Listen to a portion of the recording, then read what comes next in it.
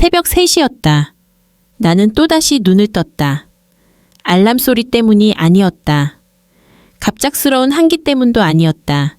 그것은 소리였다. 아주 미세하지만 내 신경을 날카롭게 긁어대는 소리. 바람이 문지방을 넘는 소리. 그리고 어머니의 한숨 소리였다. 나는 침대에 누운 채 고개만 살짝 돌려 방문 쪽을 바라보았다. 역시나였다. 내 방 문은 닫혀 있었지만 거실로 통하는 방문 틈 아래로 희미한 빛이 새어 들어오고 있었다. 저 빛의 근원은 안방이었다. 안방 문은 언제나 열려 있었다. 활짝 열린 것도 아니고 꽉 닫힌 것도 아닌. 딱 5cm, 성인 남자의 주먹 하나가 겨우 들어갈 만큼의 틈. 그 틈은 지난 29년 동안 우리 집의 불문율과도 같았다.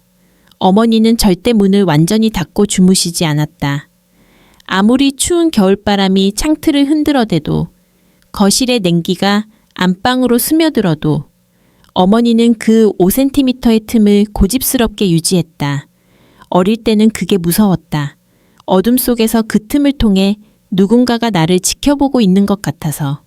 사춘기 때는 그게 지긋지긋했다. 내 프라이버시를 감시하려는 어머니의 집착 같아서. 그리고 성인이 된 지금, 30을 코앞에 둔 지금은 그냥 슬펐다.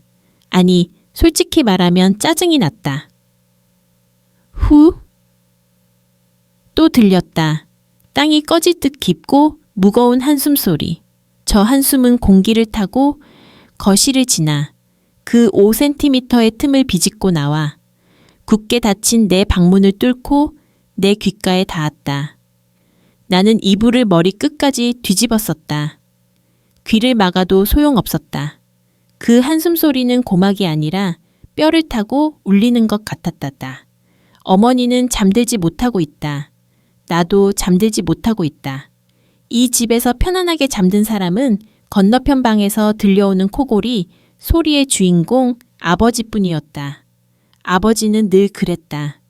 집안의 공기가 얼마나 무거운지, 어머니가 밤마다 얼마나 뒤척이는지 전혀 관심이 없었다.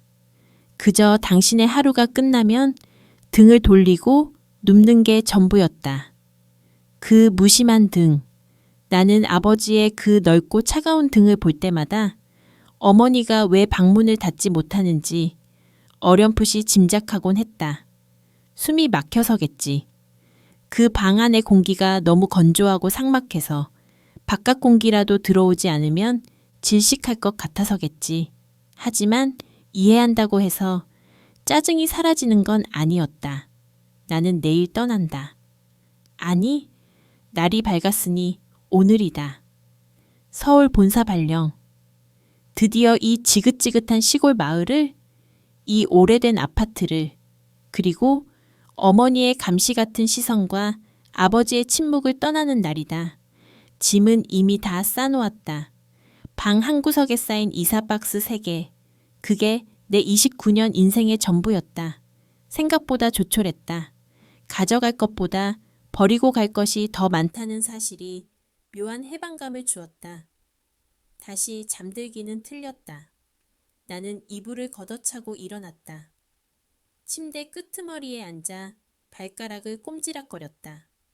발바닥에 닿는 장판의 차가운 감촉이 낯설게 느껴졌다. 매일 밟던 바닥인데 떠난다고 생각하니 벌써 남의 집 바닥 같다. 물을 마시러 거실로 나갔다. 거실은 고요했다. 낡은 냉장고 돌아가는 소리만 웅웅거렸다. 나는 까치발을 들고 살금살금 걸었다. 마루가 삐걱거리지 않게 조심하면서. 안방 앞을 지나칠 때 나는 본능적으로 숨을 죽였다.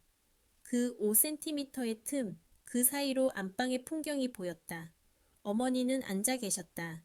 침대 끄트머리에 위태롭게 걸터 앉아 창밖으로 들어오는 희미한 가로등 불빛에 의지해 무언가를 개고 계셨다. 양말이었다. 내 양말. 이미 다 빨아서 서랍에 넣어둔 양말들을 다시 꺼내 한 짝 한 짝 짝을 맞춰 다시 개고 계셨다. 마치 그 단순한 반복 행위만이 당신을 지탱해주는 유일한 동아줄이라도 되는 것처럼. 어머니의 등은 작았다. 언제 저렇게 작아졌을까? 어릴 때 내 눈에 비친 어머니는 거대했는데 모든 것을 다 막아주고 모든 것을 다 해결해주는 산 같았는데 지금 저 틈 사이로 보이는 어머니는 금방이라도 부서질 것 같은 마른 나뭇가지 같았다. 나는 차마 부엌 불을 켤 수 없었다. 냉장고 문을 열 수도 없었다.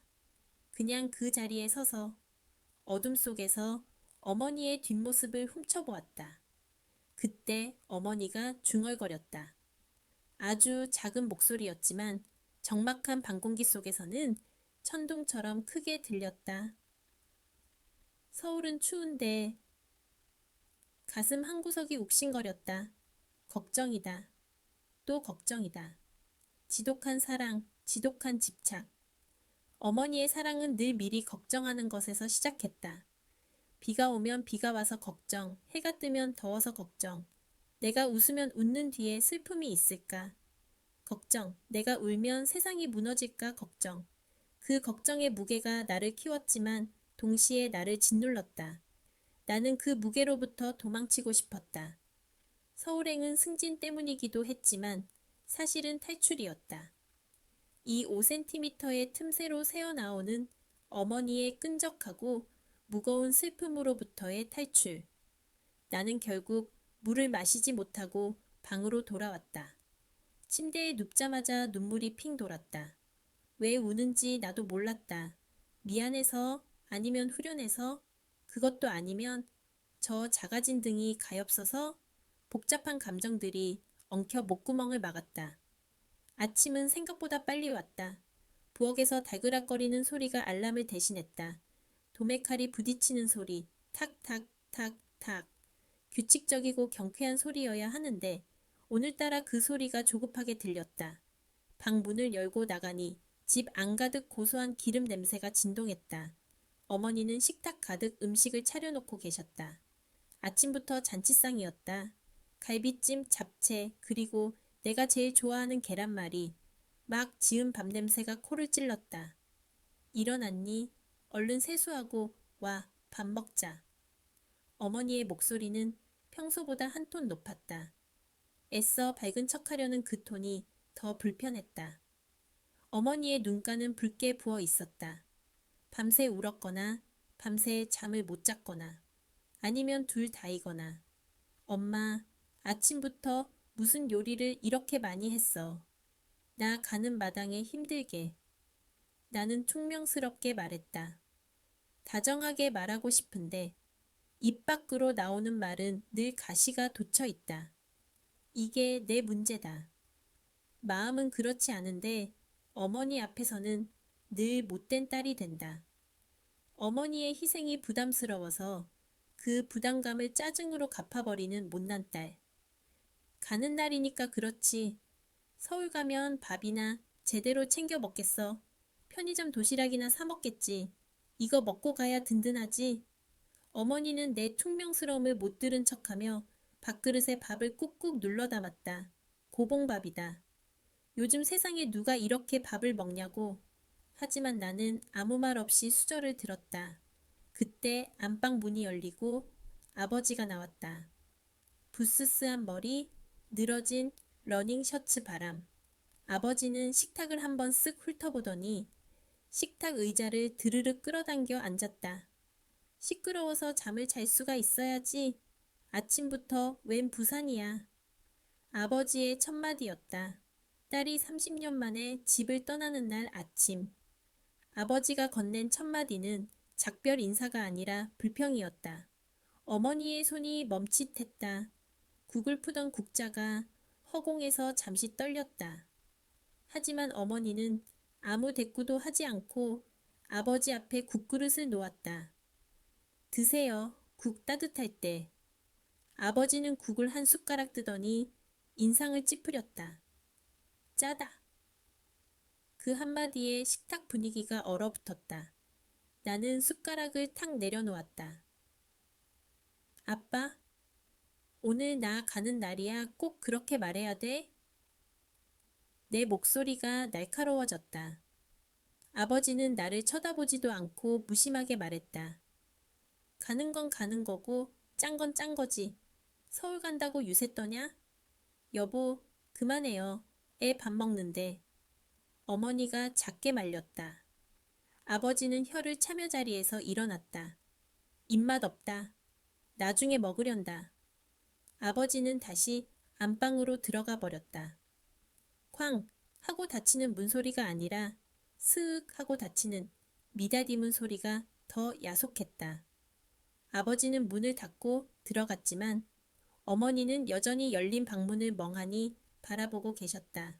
신경 쓰지 마. 내 아빠 원래 저러잖아. 얼른 먹어. 다 식는다. 어머니는 내 밥 위에 계란말이 하나를 올려주었다. 노랗고 통통한 계란말이, 파와 당근이 총총 박힌 세상에서 제일 예쁜 계란말이. 나는 그걸 입에 넣었다. 씹을수록 짠맛이 났다. 소금 때문인지 아니면 어머니의 눈물 냄새 때문인지 알 수 없었다. 목이 메어 밥이 넘어가지 않았다. 꾸역꾸역 씹어 삼켰다.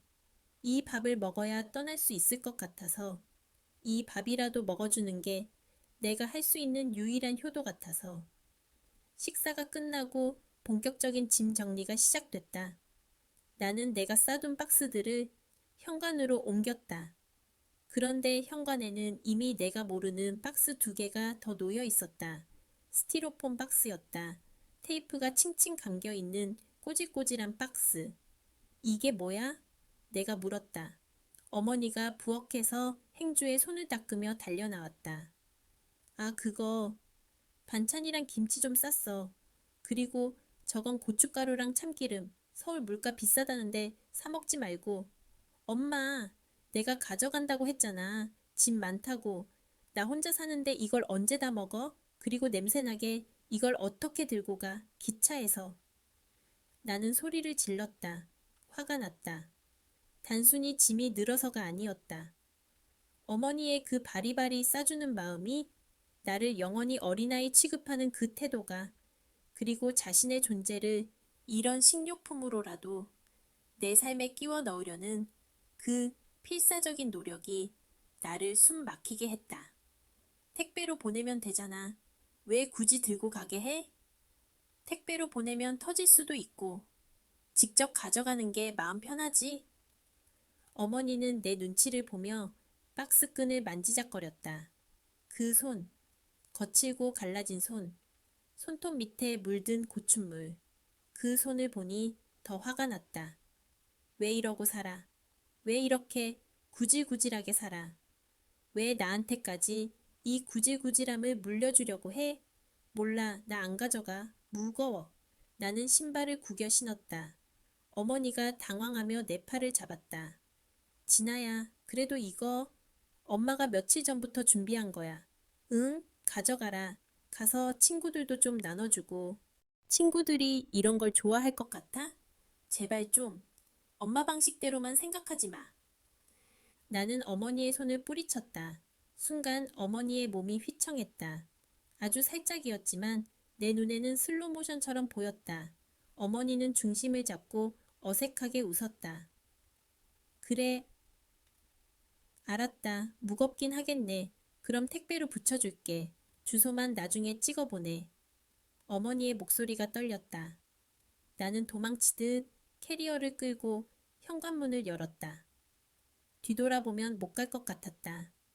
뒤돌아보면 저 박스를, 저 초라한 어머니를 안아버릴 것 같아서. 그래서 나는 앞만 보고 걸었다. 진아야? 엘리베이터 버튼을 누르는데 어머니가 현관 밖으로 나오셨다.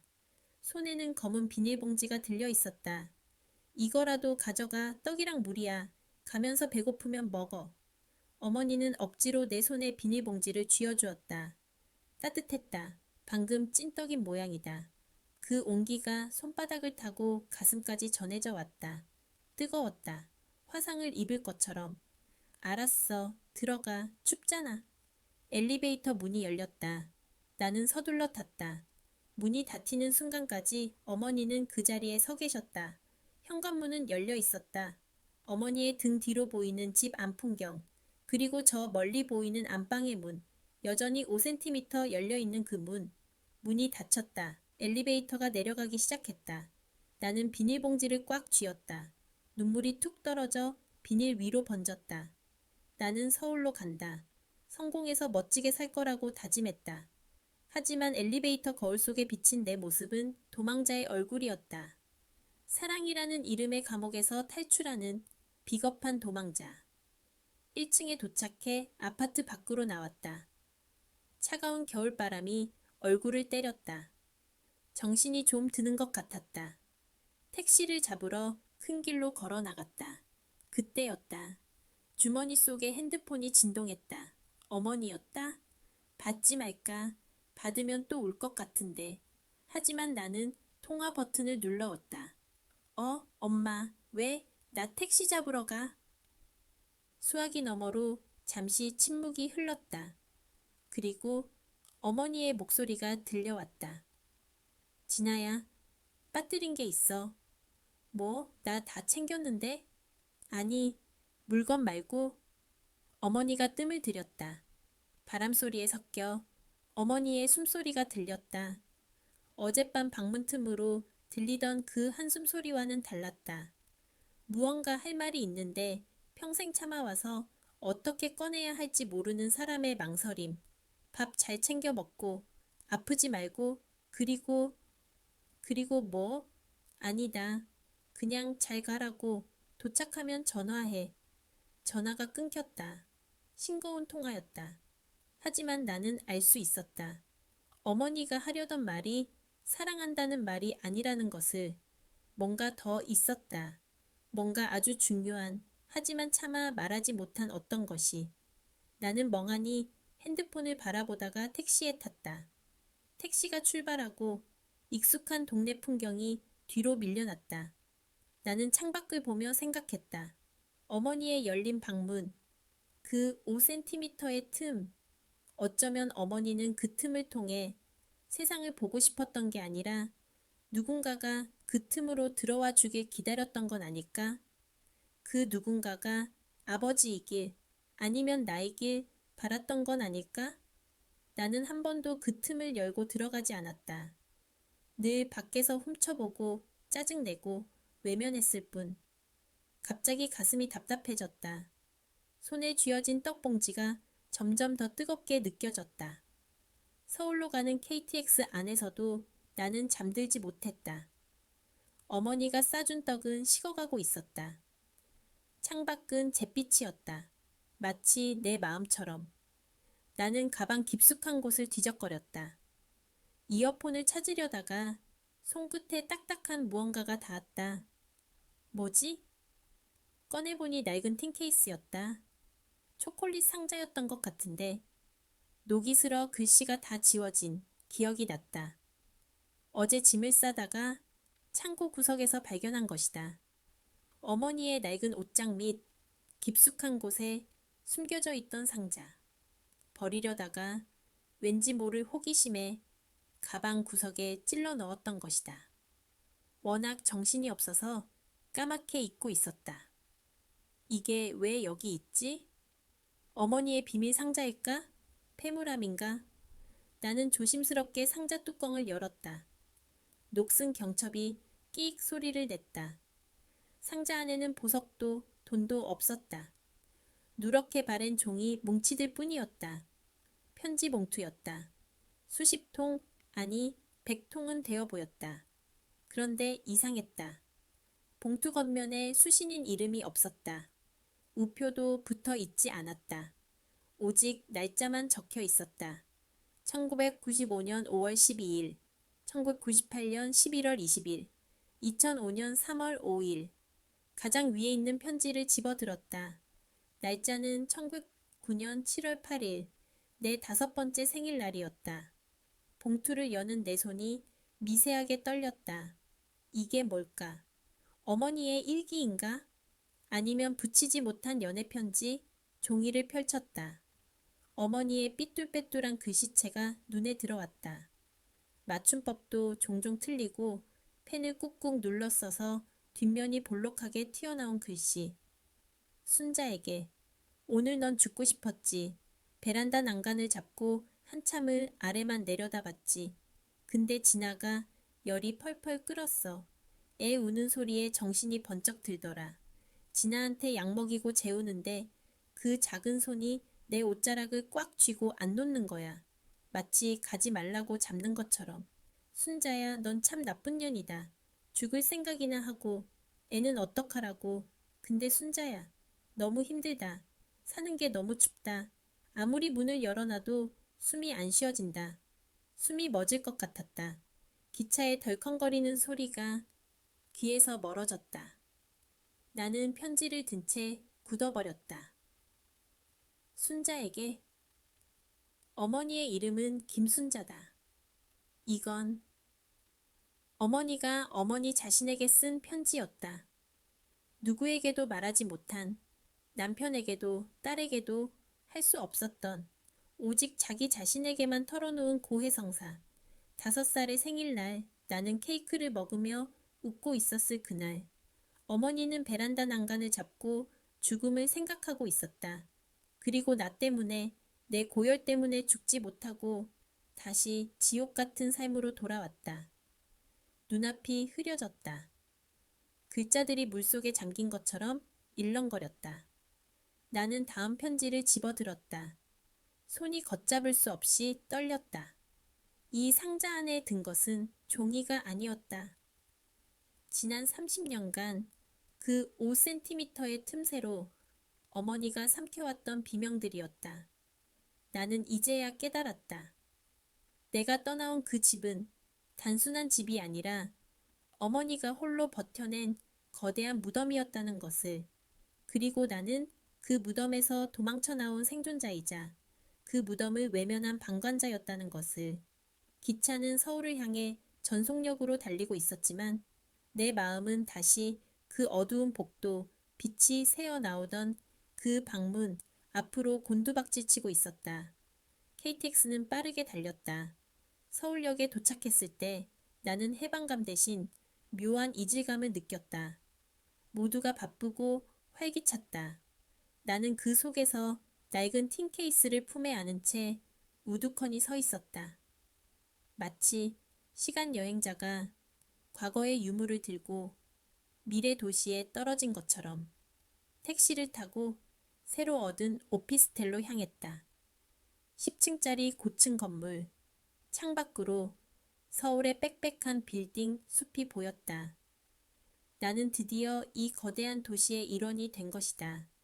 하지만 내 마음은 낡은 창고, 그 5cm 틈새에 갇혀 있었다. 짐을 풀기는커녕 나는 소파에 앉아 틴 케이스를 무릎 위에 올려놓았다. 첫 번째 편지가 던진 충격은 아직도 가슴을 후벼 파고 있었다. 나는 겉면에 1995년이라고 쓰인 편지 뭉치를 집어들었다. 그 해는 어머니와 아버지가 결혼한 지 5년째 되는 해였다. 나는 태어나기 전이었다. 순자에게 결혼 5년 차. 난 아직도 당신이 낯설다. 당신은 왜 나를 데려왔니? 이런 차가운 집에서 매일 당신의 그림자만 보고 살게 할 거면서. 사랑은커녕 따뜻한 말 한마디도 없는 식탁, 식은 밥처럼 내 마음도 식어버렸다. 나는 당신의 아내이기 이전에 이 세상에서 가장 쓸쓸한 유령 같다. 당신은 나를 보지 않는다. 마치 벽처럼. 순자야, 너는 이 벽을 언제쯤 부술 수 있을까? 편지를 읽는 동안 내 방의 벽들이 나를 짓누르는 것 같았다. 나는 늘 우리 집이 조용하다고 생각했다. 아버지와 어머니는 싸우지도 다정하지도 않았다. 그저 무관심했다. 그게 평화인 줄 알았다. 하지만 그건 평화가 아니었다. 폭력이었다. 침묵의 폭력. 어머니는 지난 5년간 그 침묵 속에서 홀로 전쟁을 치르고 있었던 것이다. 나는 문득 아버지의 무심한 뒷모습을 떠올렸다. 식은 밥 앞에서 늘 인상을 찌푸리던 아버지. 그분에게 어머니는 그저 집안일을 처리하는 감정이 없는 도구였을지도 모른다. 내 눈에서는 눈물이 흐르지 않았다. 대신 목구멍이 바짝 말랐다. 이건 슬픔이 아니라 치욕이었다.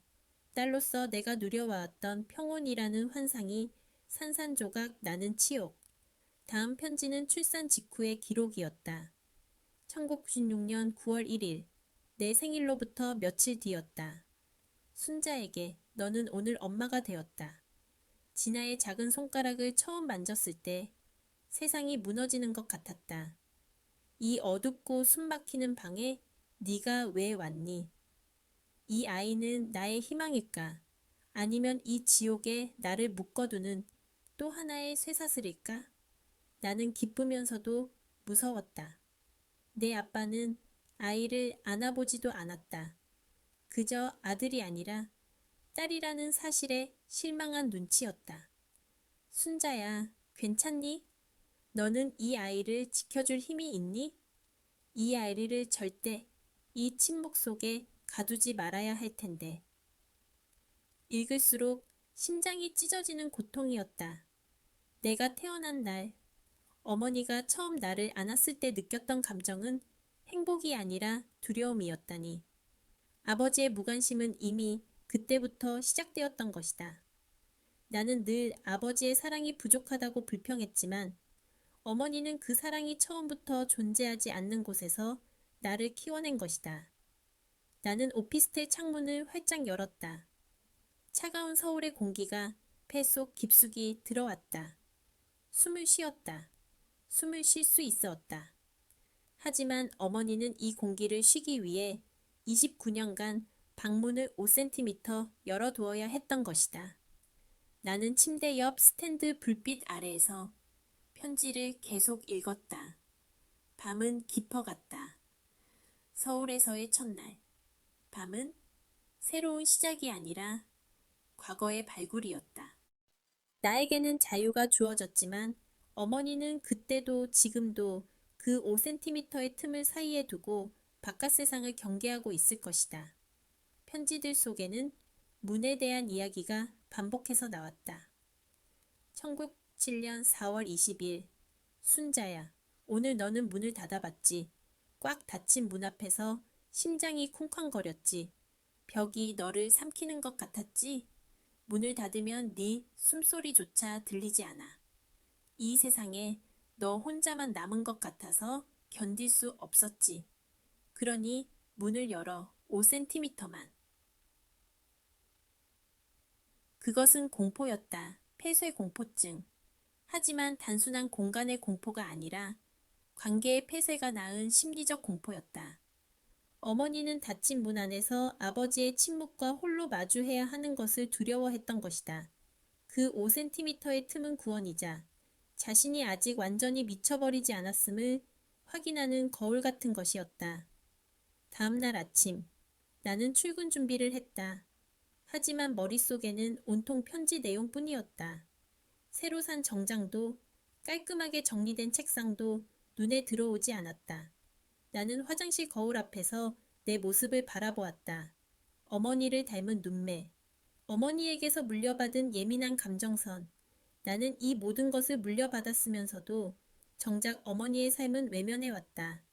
내가 엄마의 방문을 닫아버리고 내 방 문을 쾅 닫고 들어앉아 내 세상만을 살았기 때문일까. 죄책감이 칼날처럼 날아와 나를 찔렀다. 출근 후 점심시간이 되자 나는 습관적으로 핸드폰을 들었다. 엄마에게 전화해야 했다. 어제 전화해서 빠뜨렸던 말, 사랑해요 라는 말을 해야 할 것 같았다. 하지만 입이 떨어지지 않았다. 그 말은 너무 가벼웠다. 30년의 세월 그 수백 통의 편지가 담고 있는 무게를 단 세 글자로 덮을 수 없었다. 나는 어머니에게 전화를 걸었다. 몇 번의 신호음 끝에 어머니가 전화를 받았다. 진아야. 응, 엄마. 나 점심시간이야. 잘 도착해서 출근했어. 그래, 밥은? 뭐 먹었어? 편의점 거 먹었지? 아니, 회사 식당에서 먹었어. 맛있더라.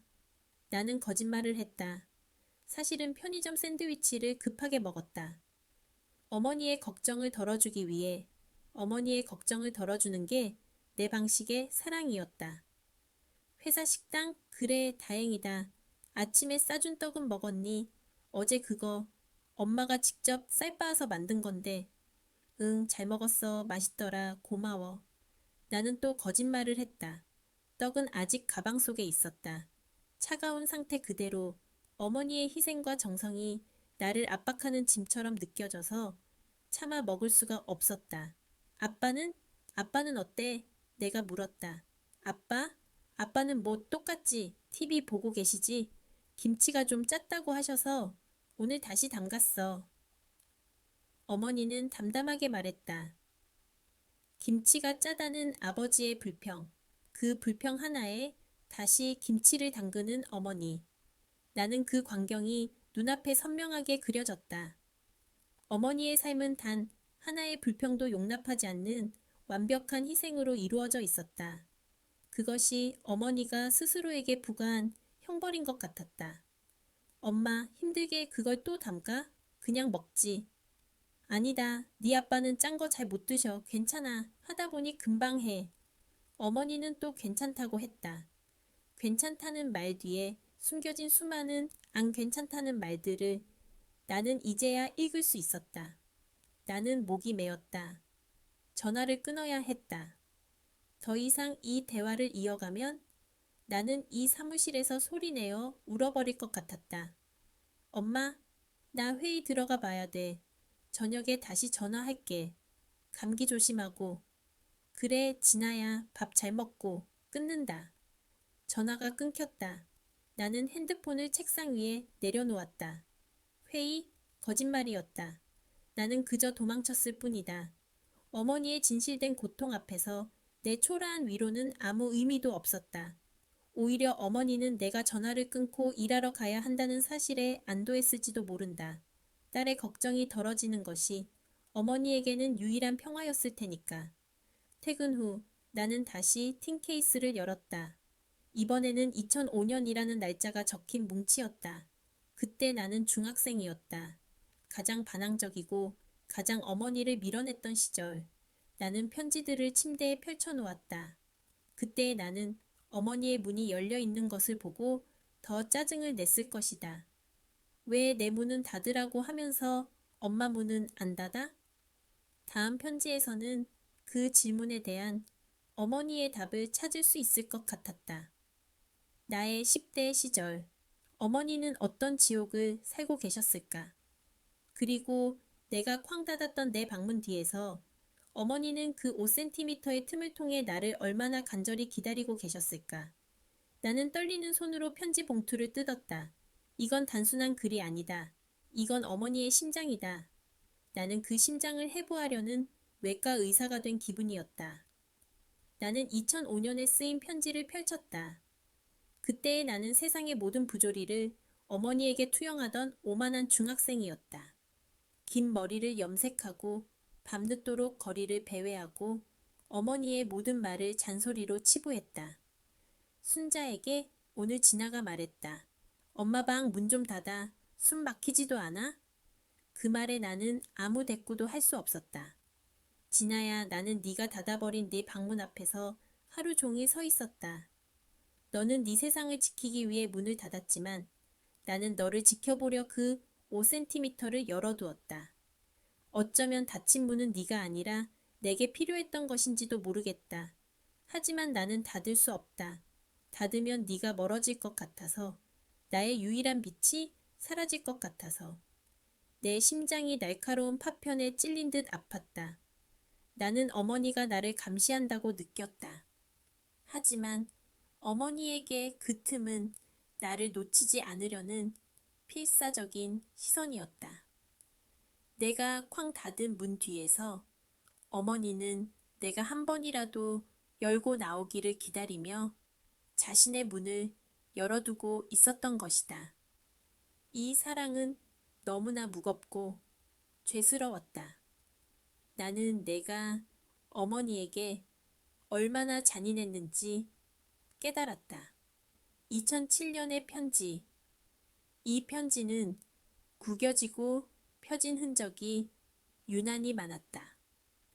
순자에게 결심했다. 오늘 밤 당신 아버지에게 말할 것이다. 더 이상 이렇게는 못 산다고. 진아의 교육을 핑계로 내 아빠는 매일 밤 늦게 들어온다. 아니, 들어오지 않는 날도 많다. 나는 이 넓은 집에 너와 단둘이 버려져 있다. 이것은 결혼이 아니다. 동거도 아니다. 감금이다. 이혼 서류를 침대 밑에 넣어두었다. 진아만 방학하면 나는 이 짐을 싸서 떠날 것이다. 진아를 데리고 갈 것이다. 더 이상 내 삶을 낭비하지 마라, 순자야. 나는 침을 꿀꺽 삼켰다. 어머니는 정말 떠나려 했구나. 그 지독한 용기를 냈었구나.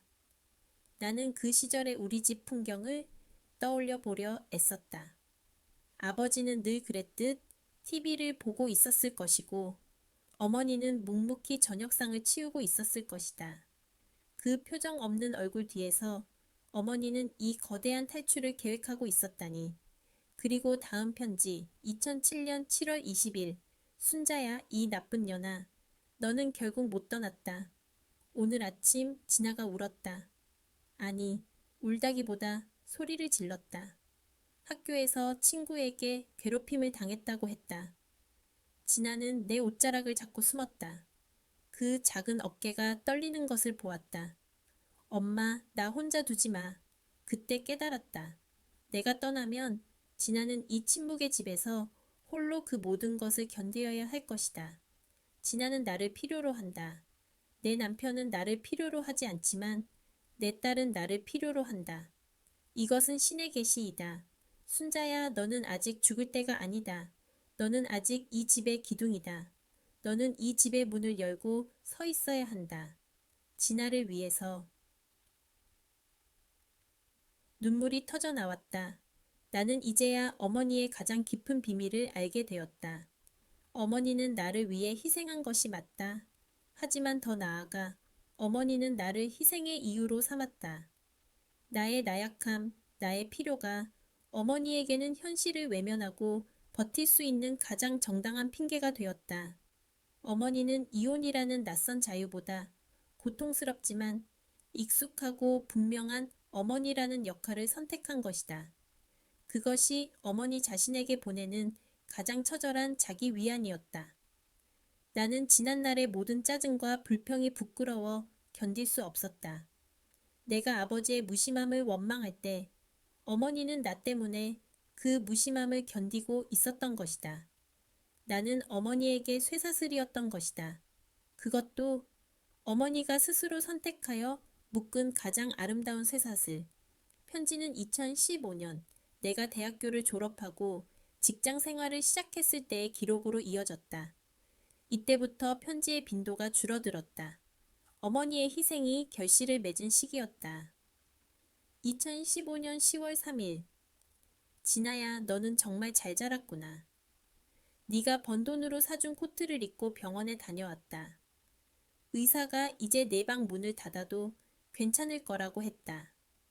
진아가 성공했으니 이제 내 역할은 끝났다고. 웃기는 소리. 문은 닫았지만 나는 불안하다. 이젠 무엇을 해야 할까? 내일은 무엇을 위해 살아야 할까? 순자야, 너는 정말 쓸모없는 존재가 되었구나. 나는 편지를 읽다가 숨을 멈췄다. 의사가 이제 내 방 문을 닫아도 괜찮을 거라고 했다.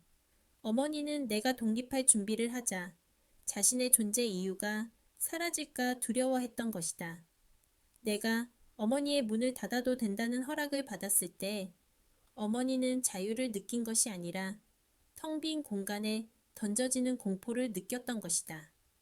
나는 틴케이스 바닥에서 마지막 편지를 발견했다. 2025년 11월 30일. 내가 서울로 떠나기 사흘 전이었다. 가장 최근의 고해성사. 순자에게 진아가 떠난다. 기쁘다. 진아의 날개를 꺾지 않아 다행이다. 하지만 동시에 나는 무너진다. 이제 나는 이 집에서 혼자다.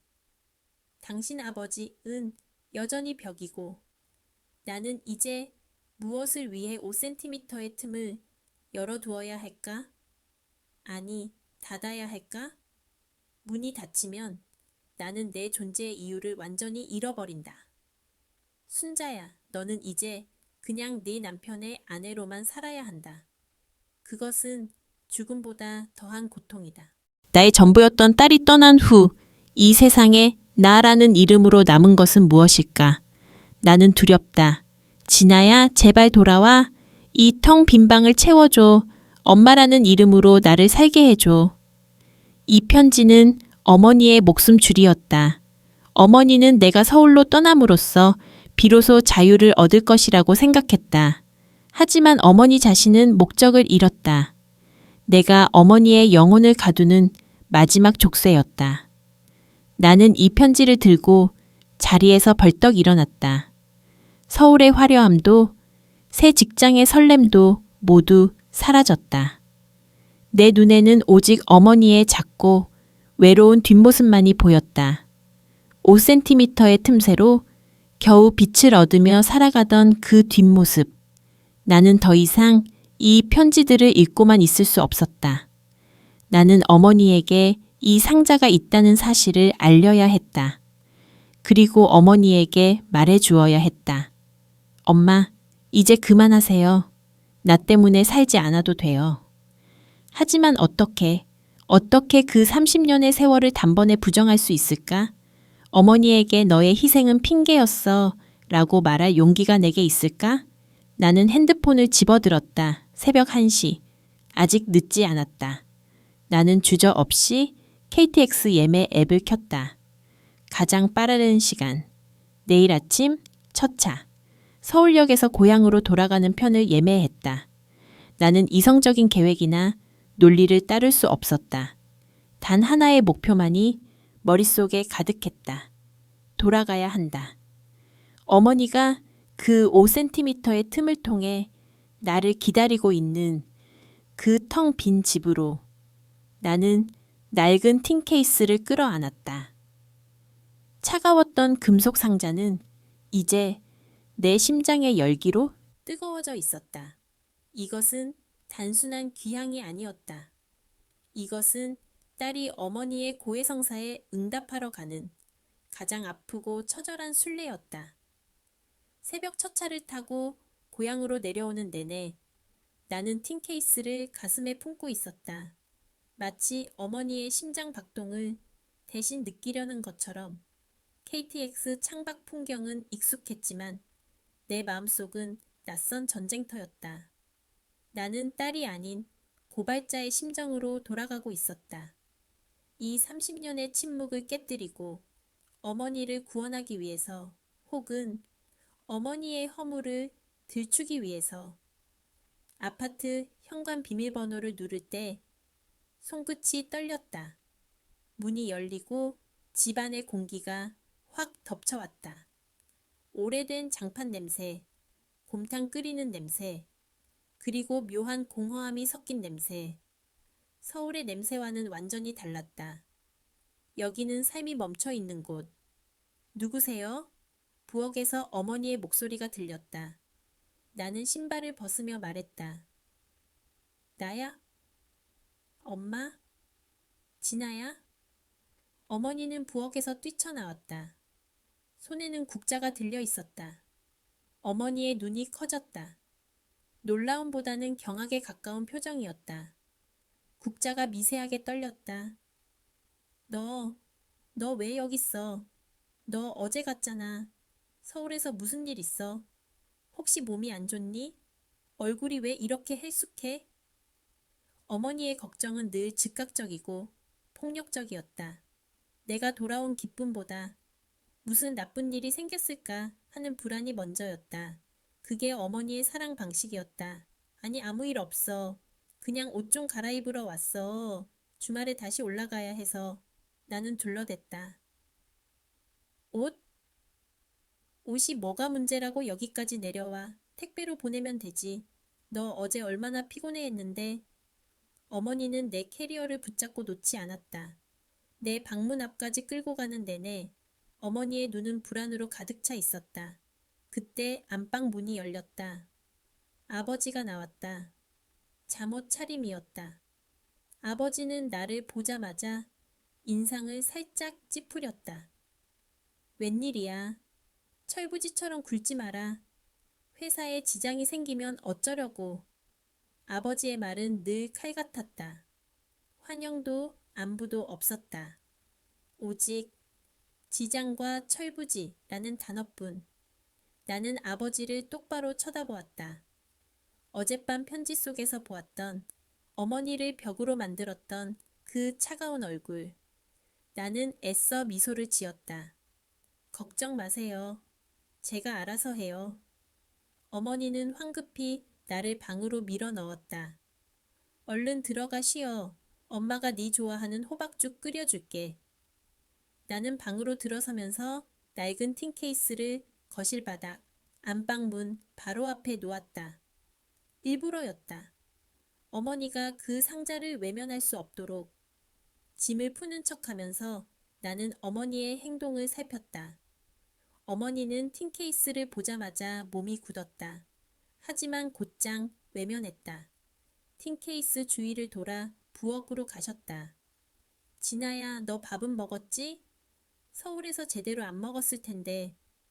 어머니는 또 먹는 얘기부터 꺼냈다. 나는 참지 못하고 방을 나섰다. 틴 케이스 앞에 섰다. 엄마, 왜 진아야?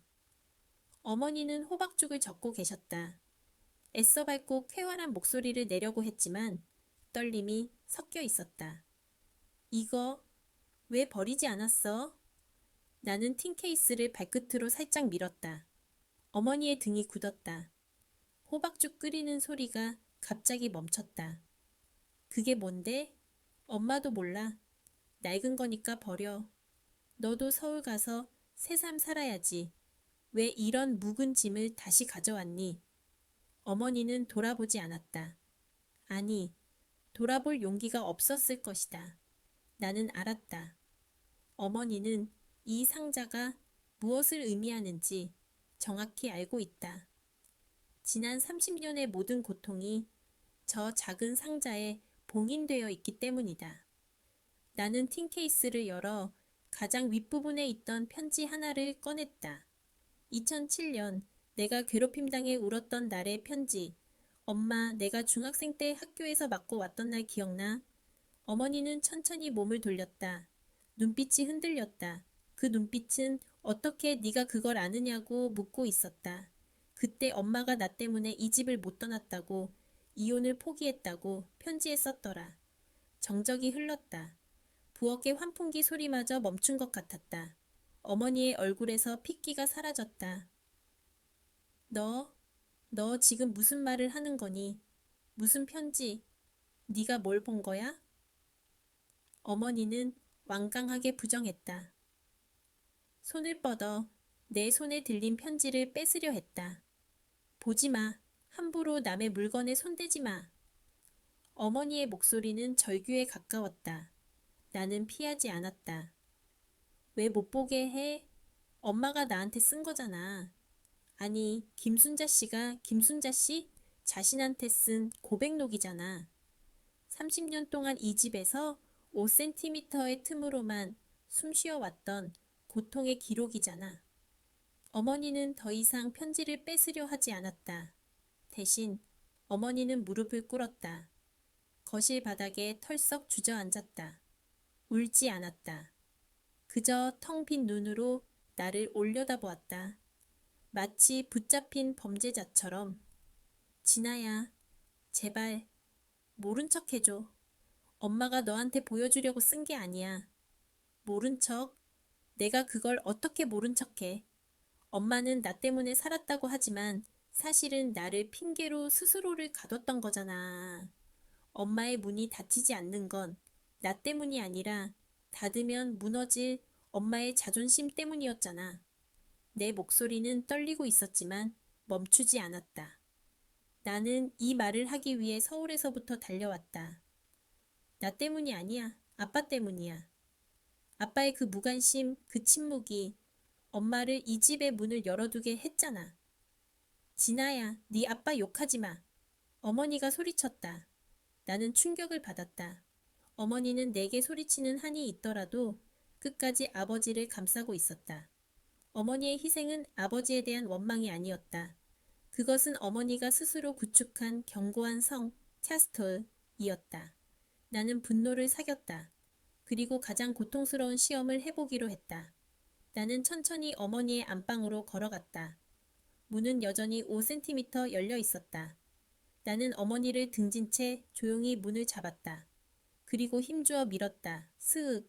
문은 완전히 닫혔다. 철컥. 작은 소리가 났다. 닫힘 소리. 나는 문 앞에 서서 어머니를 향해 말했다. 봐, 닫히잖아. 엄마, 문은 닫힐 수 있어. 뒤에서 날카로운 비명소리가 들렸다. 절규가 아니었다. 공포였다. 열어, 진아야, 당장 열어, 문 열어. 어머니는 짐승처럼 기어왔다. 내 등 뒤에서 문을 두드렸다. 주먹이 아닌 손바닥으로 문을 미친 듯이 쳤다. 숨이 안 쉬어져. 제발, 김순자 씨, 문을 열어. 어머니는 자신의 이름을 불렀다. 김순자 씨. 나는 문을 열지 않았다. 5초, 10초. 어머니의 울음소리가 잦아들고 문을 두드리는 소리가 미약해졌다. 나는 문고리를 돌렸다. 문이 다시 열렸다. 어머니는 바닥에 쓰러져 있었다. 가쁜 숨을 몰아쉬며 눈은 사방을 두리번거렸다. 마치 자신이 갇혀있던 공간의 경계를 확인하려는 것처럼. 괜찮아? 엄마. 나는 어머니를 일으켜 세우려 했지만 어머니는 내 손을 뿌리쳤다. 어머니는 내 눈을 똑바로 쳐다보았다. 그 눈빛은 경계와 원망, 그리고 깊은 슬픔으로 가득 차 있었다. 너는 엄마 딸이 아니다. 네가 어떻게 엄마한테 이럴 수 있어. 그 말은 칼이었다. 내 가슴에 박혔다. 내가 어머니를 위해 한 행동이 어머니에게는 가장 잔인한 배신이 된 것이다. 그때 안방에서 아버지가 나왔다. 잠에서 깬 듯 비몽사몽이었다. 아침부터 웬 소란이야. 시끄러워 죽겠네. 아버지는 바닥에 쓰러진 어머니와 눈물을, 글썽이는 나를 보고도 상황을 파악하려 하지 않았다. 그저 자신의 불편함만을 토로했다. 어머니는 급히 일어나 자신의 옷매무새를 정리했다. 그리고 나를 노려보았다. 너 방해가 있어. 너희 아빠 보시잖아. 마지막 자존심이었다. 남편에게 자신의 나약함을 들키지 않으려는 30년 동안 지켜온 방어벽. 나는 고개를 끄덕였다. 더 이상 여기서 싸울 수 없었다. 내 목표는 어머니를 해방시키는 것이었지만 지금은 어머니에게 상처만 주고 있다. 나는 방으로 돌아가 문을 닫았다. 쾅 소리가 나지 않게 조심스럽게 내 방에 들어와서 나는 틴 케이스를 다시 열었다. 이제 싸움은 시작되었다. 호잇, 뜨의 막이 오른 것이다. 그날 밤, 아버지는 저녁 식탁에서 어머니에게 말했다. 어머니, 가족들 앞에서 어머니를 칭하는 말. 애가 철없이 굴면 좀 타일러요. 서울 보낸 지 얼마나 됐다고. 주말에 짐 싸러 내려와. 회사에서 쫓겨난 건 아닌지 몰라. 어머니는 대답하지 않았다. 다만 내게 밥그릇을 내밀었다. 진아야, 너 김치 좋아하는 것 같아서 다시 담갔다. 새로 담근 거다. 짜지 않을 거야. 나는 어머니의 퉁퉁 부은 손을 보았다. 종일 김치를 담갔을 것이다. 자신의 불안을, 자신의 고통을 그 김치 속에 소금과 고춧가루로 삭혀 넣었을 것이다. 나는 밥을 먹지 못하고 숟가락을 내려놓았다. 아빠. 나는 조용히 아버지를 불렀다. 아버지는 신문을 내려놓았다. 마침내 나를 마주 보았다. 엄마한테 왜 그렇게 사세요? 나도 모르게 말이 튀어나왔다. 아버지의 눈이 커졌다. 어머니의 손이 내 팔을 잡았다. 힘이 너무 세서 뼈가 아플 지경이었다. 진아야, 너 지금 무슨 말을 하는 거니? 엄마는 30년 동안 아빠의 침묵 속에서 방문을 5cm 열어두고 숨 쉬었어요. 아빠는 그걸 알았으면서도 왜 모른 척 하셨어요? 왜 엄마의 희생을 당연하게 여기셨어요? 아버지는 피식 웃었다. 내 엄마가 원하는 대로 산 거지. 난 네 엄마한테 아무것도 바라지 않았어. 네 엄마가 살림하고 네 엄마가 문 열어놓고 자는 거지. 내가 뭘 잘못했는데? 그 말에 내 모든 분노가 폭발했다. 나는 자리에서 벌떡 일어났다. 아무것도 잘못하지 않았다는 그 무관심이 죄예요. 아빠. 어머니는 내 입을 막으려 했지만 나는 몸을 피했다. 엄마는 나를 위해서 참았다고 하지만 사실은 아빠가 만든 그 지옥 때문에 벗어나지 못했던 거예요. 아빠는 엄마를 가둔 간수였어요. 정적이 다시 찾아왔다. 이번에는 식탁 위에 모든 것이 얼어붙은 것 같았다. 아버지는 천천히 자리에서 일어났다. 아버지는 키가 컸다. 나는 그 거대한 침묵 앞에서 숨 막혔던 어린 시절로 돌아간 것 같았다. 이게 서울 가서 배운 거냐? 내 어미 앞에서 이따위 말을 하다니. 아버지의 목소리는 낮고 무서웠다. 내 어미처럼 얌전하게 참고 살 줄 알았더니. 어머니는 울고 있었다. 소리 없이 눈물만 흘렸다. 그리고 그 눈물로 내 팔을 잡았다. 진아야, 그만, 제발 그만해. 엄마가 잘못했어. 어머니의 사과는 나에게 향하는 것이 아니었다. 아버지에게 향하는 것이었다. 어머니는 이 순간에도 아버지의 권위를 지키려 했다. 그게 어머니의 삶이었다. 나는 더 이상 그들의 세상에 머물 수 없었다. 나는 방으로 돌아가 문을 닫았다. 이번에는 소리나지 않게 어머니의 눈물, 아버지의 침묵, 나의 분노. 이 모든 것이 호의, 이의 시작을 알리는 거대한 파국이었다. 나는 틴 케이스를 끌어안고 침대에 누웠다. 내일은 어머니와 둘이서 이 모든 것을 끝내야 한다. 다음 날 아침, 집은 어제의 폭풍우가 지나간 뒤처럼 고요했다. 아버지는 일찍 나간 모양이었다. 아버지의 운동화와 낚싯대가 사라진 것을 보고 알았다. 아버지는 늘 그랬다.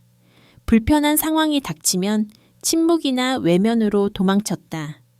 어머니는 부엌에서 달걀 프라이를 하고 계셨다. 하지만 그 움직임은 평소의 능숙함과는 거리가 멀었다. 기름 냄새와 타는 냄새가 희미하게 섞여 있었다. 어머니는 어제 일은 없었던 것처럼 행동했다. 그게 이 집의 생존 방식이었다. 내 방 문이 살짝 열렸다. 5cm.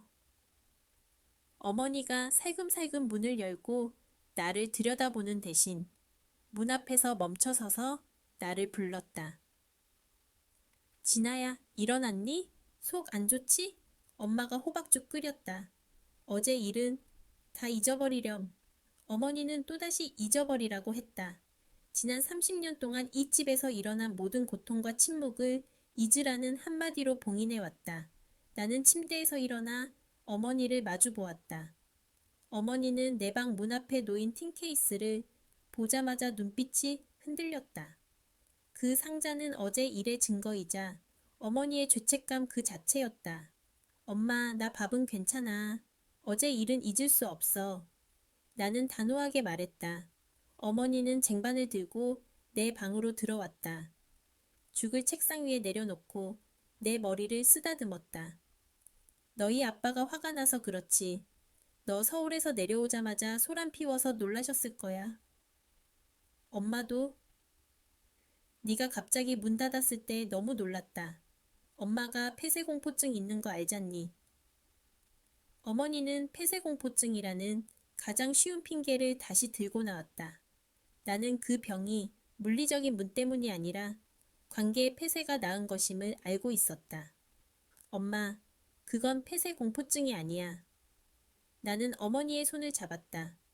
굳은 살이 박히고 세월의 흔적이 깊게 패인 손이었다. 엄마는 이 방문이 닫히면 이 세상에 엄마의 존재가 지워질까봐 무서웠던 거잖아. 아빠한테도 나한테도.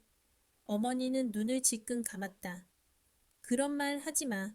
엄마는 그냥 너희들 걱정 때문에 네가 밤늦게 들어올까봐, 아플까봐. 거짓말. 나는 소리쳤다. 어머니는 움찔했다.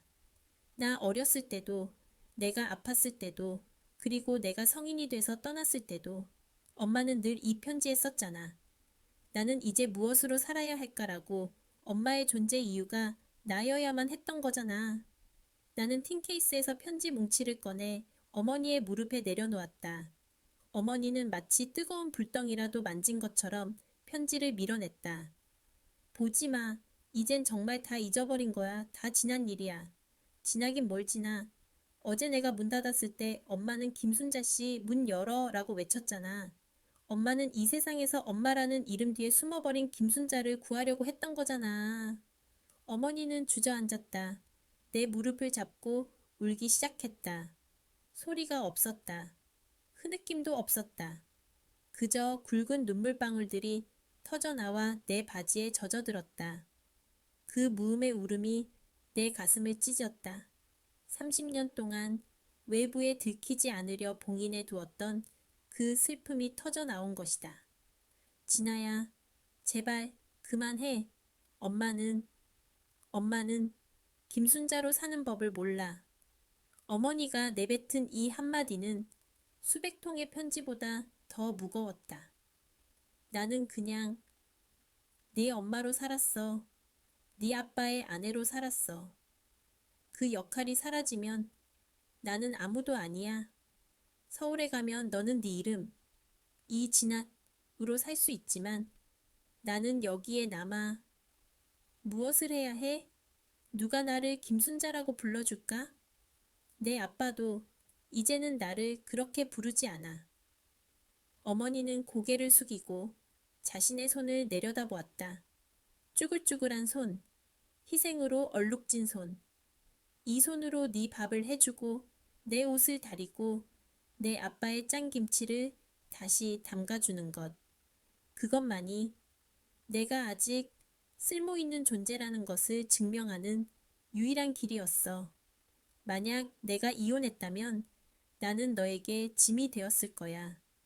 내 아빠처럼 무심한 남자들 앞에서 네가 얼마나 힘들게 살았겠니. 나는 그저 너에게 짐이 되지 않기 위해 이 집을 지켰어. 나는 어머니의 손을 잡았다. 아니야. 엄마는 나에게 짐이 아니었어. 엄마는 나에게 세상에서 가장 무거운 비밀이었어. 나는 어머니를 일으켜 세웠다. 어머니의 눈이 내 눈을 피하지 못했다. 엄마, 내가 서울로 떠나기 전에 엄마가 나에게 전화해서 빠뜨린 게 있다고 했잖아. 그게 뭐였어? 사랑한다는 말 말고 진짜 하고 싶었던 말이 뭐였어? 어머니는 입술을 깨물었다. 숨을 몰아쉬었다. 그때 엄마가 하고 싶었던 말은 어머니의 눈이 다시 붉어졌다. 엄마도 한 번쯤은 이 문을 닫고 너를 따라 서울로 가고 싶었다고. 엄마도 김순자로 다시 살고 싶었다고. 그런데 차마 그 말을 할 용기가 없었다고. 어머니는 다시 주저앉으려 했다. 나는 어머니의 어깨를 붙잡았다. 왜 용기가 없어? 이제 내가 있잖아. 내가 엄마를 김순자 씨로 살게 해줄게. 어떻게? 네가 어떻게? 네 아빠를 버리라는 말이니?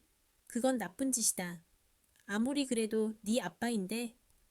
어머니의 도덕률은 여전히 견고했다. 남편을 버리는 죄책감은 자신의 행복보다 더 컸다. 나는 깨달았다.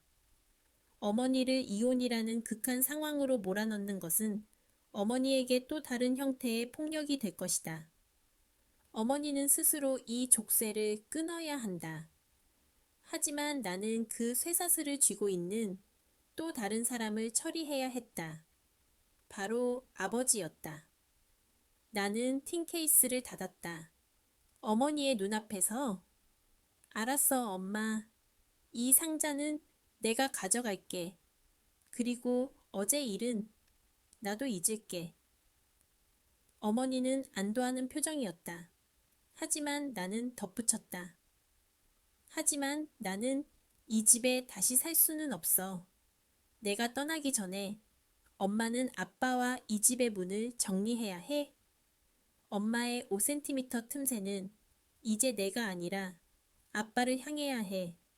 어머니는 혼란스러워했다. 네가 아빠에게 무슨 말을 하려고 아무 말도 안 해. 그냥 아빠한테 보여줄 게 있어. 엄마가 나한테 준 상자처럼. 나는 어머니의 손을 꽉 잡았다.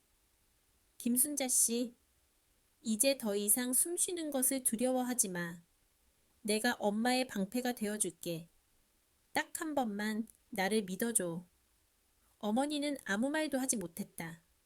그저 내 눈을 응시할 뿐이었다. 그 침묵은 동이었다. 어머니는 30년 만에 자신을 위한 싸움을 딸에게 위임하고 있었다. 그 침묵 속에서 나는 결심했다. 나는 틴 케이스를 다시 열었다. 그리고 가장 오래된 편지 한 통을 꺼내 주머니에 넣었다. 아버지와의 전쟁이 시작되었다. 어머니와의 대화 후 집 안의 공기는 얼음장 같았다. 어머니는 부엌에 틀어박혀 설거지만 반복했다. 다그락거리는 접시 소리가 날카로운 신경을 더욱 건드렸다. 어머니는 나와 눈을 마주치려 하지 않았다. 동시에 어머니는 내게 간절한 눈빛을 보냈다. 제발 네 아빠한테는 아무 말도 하지 마. 나는 어머니의 눈빛을 외면했다. 내 목적은 어머니를 구원하는 것이지 어머니의 나약함을 지켜주는 것이 아니었다. 이 집의 모든 침묵과 고통의 근원을 뿌리 뽑아야 했다. 아버지는 늦게 돌아오셨다. 시계는 밤 11시를 가리키고 있었다. 현관에서 열쇠가 돌아가는 소리가 들렸다. 끼익. 나는 내 방에 앉아 있었지만 심장이 귀에까지 울렸다. 아버지가 들어오셨다. 발소리가 무거웠다. 아버지는 나를 보지 못했다. 늘 그렇듯 당신의 세상 속에서 홀로 움직였다. 아버지는 곧장 부엌으로 가서 물을 찾았다. 나는 자리에서 일어났다. 어둠 속에서 천천히 거실로 걸어 나갔다. 아빠, 내 목소리는 낮았지만 정적을 가르며 선명하게 울렸다. 아버지는 냉장고 문을 열다가 멈칫했다. 등이 굳었다. 아직 안 잤니? 아버지는 나를 돌아보지 않고 물었다. 할 말이 있어요. 나는 아버지의 등 뒤에 서서 주머니에서 낡은 편지 한 장을 꺼냈다. 1999년 7월 8일, 내가 5살 생일날 어머니가 죽음을 결심했던 그 날짜가 적힌 편지였다. 어제 엄마가 말린 김치 냄새, 아빠는 맡을 수 없었죠. 하지만 30년 동안 이 집에서 나는 냄새는 맡을 수 있었어야죠. 아버지는 천천히 냉장고 문을 닫았다. 그리고 마침내 나를 돌아보았다. 아버지의 표정은 짜증과 불쾌함이었다. 또 철없는 소리 할 거면 들어가 자라. 네 엄마한테 혼났으면 됐지. 왜 나까지 피곤하게 하니? 피곤하시겠죠. 하지만 이 편지는 아빠를 위한 거예요. 엄마가 아빠한테 보내는 SOS 신호였어요. 나는 아버지의 손에 구겨진 편지를 쥐어주었다. 아버지는 마지못해 종이를 펼쳤다. 안방 불빛 대신 주방 보조등의 희미한 불빛 아래서 글을 읽었다. 아버지의 미간이 좁혀졌다. 처음에는 분노였다. 자신의 아내가 외부의 푸념을 기록했다는 사실에 대한 분노. 하지만 아버지가 베란다 난간, 죽고 싶었지만, 그리고 진아의 고열이라는 구절을 읽었을 때 아버지의 얼굴이 하얗게 질려왔다. 아버지의 손에 들린 물컵이 덜덜 떨렸다. 컵이 미끄러지며 물이 흘러갔다. 아버지는 물을 닦을 생각도 하지 못했다. 그저 눈동자만 흔들렸다. 이게 무슨 소리야? 김순자 씨가 죽으려 했다니. 아버지의 목소리는 갈라졌다. 충격이었다. 아버지는 어머니가 힘들어하는 건 알았지만 그것이 생사의 문제라는 것은 전혀 몰랐던 것이다. 아버지는 어머니의 고통을 푸념으로 치부했지 비명으로 받아들이지 않았다. 예, 아빠. 내가 5살 생일날 아빠가 늦게 들어오시던 그날 엄마는 죽으려 했어요. 나 때문에, 내 고열 때문에 살았어요. 나는 어머니의 모든 고통을 아버지에게 돌려주었다. 아빠는 왜 모른 척 하셨어요? 엄마의 방문은 늘 5cm 열려 있었잖아요. 아빠는 그 틈을 볼 수 있었잖아요. 그 틈은 엄마가 당신의 무관심 속에서 질식하지 않으려고 열어둔 비상구였어요. 아버지는 편지를 쥔 손을 내려놓았다. 그 편지가 이제 더 이상 종이가 아니라 30년 전 어머니의 유서처럼 보였다. 나는 몰랐다. 내 엄마가 그렇게까지 힘든지. 아버지의 목소리에는 변명과 후회가 섞여 있었다. 아니, 아빠는 몰랐던 게 아니에요. 알고 싶지 않았던 거예요. 아빠의 평화가 깨질까봐. 나는 아버지에게 더 깊은 칼을 찔러 넣었다. 엄마는 아빠의 침묵 때문에 방문을 열었지만 아빠는 당신의 침묵을 지키기 위해 엄마의 문을 외면했어요. 아빠는 당신의 실패와 외로움을 숨기기 위해 어머니를 이 집의 완벽한 아내 역할에 가둬두었어요. 당신은 어머니를 사랑한 것이 아니라 당신의 체면을 지켜줄 감옥의 간수로 삼은 거예요. 아버지는 충격으로 뒷걸음질 쳤다. 벽에 등이 닿았다. 아버지의 굳건했던 권위가 무너지는 소리가 들렸다. 나도 힘들었다. 진아야. 직장에서 밀려나고 친구들에게 사기당하고 집안의 대소사를 혼자 처리해야 했을 때 나는 가장으로서 약한 소리를 할 수 없었다. 내 마음의 문은 이미 닫힌 지 오래였다. 아버지도 외로웠을 것이다. 하지만 아버지의 외로움은 어머니의 생명을 위협하지 않았다. 아빠의 문이 닫힌 건 이해해요. 하지만 엄마의 문을 닫으려고 한 건 죄예요. 엄마는 끊임없이 아빠에게 신호를 보냈어요. 나 여기 있어요. 숨 좀 쉬게 해줘요. 하지만 아빠는 그저 자신의 방에 들어가 문을 닫았죠. 당신의 평화가 더 중요했으니까. 아버지의 눈이 젖어들었다. 아버지는 눈물을 흘리지 않았다. 다만 그 거대한 몸이 떨렸다. 평생 동안 자신이 쌓아 올린 견고한 벽이 딸의 말 한마디와 아내의 낡은 편지 한 장에 산산조각 났다. 나는 이제 어떻게 해야 하니? 아버지는 힘없이 중얼거렸다. 그 목소리는 내가 아는 가부장의 목소리가 아니었다. 그저 길을 잃은 늙은 남자의 목소리였다. 나는 아무 대답도 하지 않았다. 그것이 가장 잔인한 대답이었다. 엄마에게 사과하세요. 김순자 씨에게. 아빠는 그녀의 삶을 훔쳤어요. 나는 아버지를 지나쳐 부엌으로 걸어갔다. 어머니는 싱크대 앞에서 접시를 닦고 있었다. 하지만 수도꼭지는 잠겨 있었다. 어머니는 그저 흐르는 신용만 하고 있었을 뿐 모든 대화를 듣고 있었던 것이다. 어머니는 나를 돌아보았다. 어머니의 눈에는 눈물이 아니라 30년 만에 해방된 진실의 빛이 반짝였다. 그리고 깊은 두려움이 있었다. 진아야. 응. 어머니는 나를 불렀다. 나는 어머니를 지나쳐 다시 내 방으로 들어갔다. 내가 해결할 수 있는 영역은 여기까지였다. 그 후의 대화는 남편과 아내가, 아버지와 어머니가 당신들 스스로 해결해야 할 몫이었다. 나는 방에 들어가 문을 닫았다. 그리고 침대에 앉아 귀를 기울였다. 거실에서는 아무 소리도 들리지 않았다. 잠시 후 안방 문이 열리고 닫히는 소리가 들렸다. 아버지가 안방으로 들어간 것이다. 하지만 닫히는 소리는 쾅소리가 아니었다. 평소처럼 스윽하고 닫히는 미다디문 소리였다. 그리고 다시 정적이 찾아왔다. 아버지는 그 방 안에서 무슨 생각을 하고 있을까? 어머니는 부엌에서 접시를 닦는 척하며 무엇을 기다리고 있을까? 침묵은 더 깊어졌다. 이 집의 침묵은 이제 30년의 외면에서 비롯된 것이 아니라 무너진 진실 위에서 피어난 새로운 형태의 침묵이었다. 나는 내일 아침 이 집을 떠나야 한다.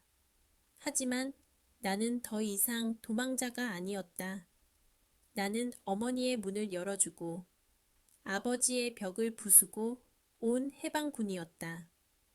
결말은 내가 아닌 그들의 몫이었다. 새벽이 찾아왔다. 집은 숨막히는 침묵에 잠겨 있었다.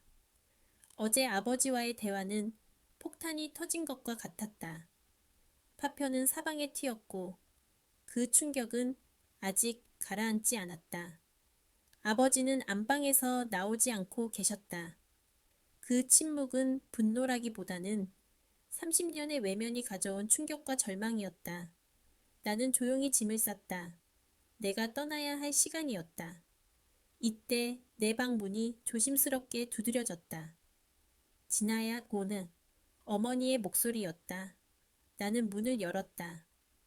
어머니는 오늘은 5cm가 아닌 문을 완전히 열고 들어오셨다. 마치 더 이상 숨길 것이 없다는 듯이. 어머니의 얼굴은 밤새 울었는지 부어 있었지만 눈빛은 전보다 훨씬 선명하고 맑았다. 어머니는 내 침대 끄트머리에 앉았다. 그리고는 나를 물끄러미 바라보았다. 어제 내 아빠한테 한 말 다 들었다. 어머니는 담담하게 말했다. 나는 고개를 숙였다. 죄송해요. 엄마를 위해서라고 했지만 사실은 내 화를 못 이겨서 아빠한테 퍼부은 거예요. 어머니는 내 손을 잡았다. 어머니의 손은 여전히 거칠었지만 힘이 있었다. 아니다. 네가 아니었으면 나는 평생 모르고 살았을 거다. 내가 얼마나 깊은 우물 속에 갇혀 있었는지. 넌 내게 깨끗한 거울을 보여준 거야. 더러운 내 모습을 그대로 비춰준 거야. 어머니의 말은 나를 칭찬하는 것이 아니었다. 어머니는 자신의 30년 삶을 더럽다고 표현하며 딸에게 자신의 죄를 고백하고 있었다. 나는 네가 떠난 후에야 알았다.